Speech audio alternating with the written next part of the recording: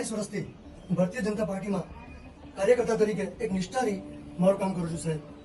એના જ બદોલત મને આજે હમણાં રિપીટમાં પણ મને લેવામાં આવ્યો. હું પ્રમુખ છું. છેલ્લા 4-5 વર્ષથી મને પ્રમુખ તરીકે લઘુમતી મોરચામાં લેવામાં આવ્યો છે સાહેબ. આજે થોડોક મુશ્કેલી મુકાઈ ગયું સાહેબ, એટલે મારા વિડીયો બનાવવા પડે છે સાહેબ.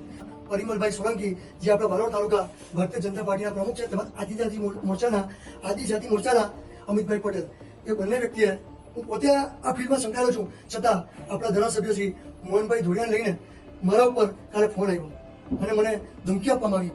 ધમકી તો કેવી સાહેબ, એવી ધમકી આપવામાં આવી કે માપ મારે છે. હમણાં અમિતભાઈએ કીધું ફોન પર કે માપ મારે છે, જો એટ્રોસિટીમાં તમે ગણી લઈશ અને નીકળતા બી તને વાર લાગશે. કે અહીંયા મારી પોઝિશન એવી છે સાહેબ, ગયાથી હું ઘરની બહાર પણ નીકળતો નથી સાહેબ. હવે આ પોઝિશનમાં મારું ફેમિલી સાહેબ એ પણ ટેન્શનમાં છે સાહેબ. હવે મારે હું કરી કરું, કારણ કે આટલા વર્ષ સુધી મેં બીજેપીને કામ કર્યું સાહેબ, એનું મને આ પણ મળ્યું સાહેબ. સલીમભાઈ પરિમલ બોલો. હા બોલો પરિમલભાઈ. જો તમે બધું ગ્રુપમાં પાર્ટી વિરોધી ના બધું શું કામ મુક કર્યા કરો? અહીંયા સુરજભાઈ મારી હાથે જ છે. સુરજભાઈ હો ધ્યાન દોર્યું. તમે આવું મૂકવાનું બંધ કરો ભાઈ સલીમભાઈ.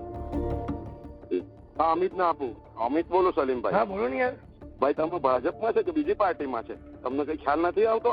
બધું પાર્ટી વિરોધી મૂક્યા કરે એટલે તમે હું સમજો છો? ના ભાઈ ના, તો જે મારા પર હું ના ભાઈ, મોહનભાઈ નું વિરોધી મૂકવાનું તમારે શું કામ છે?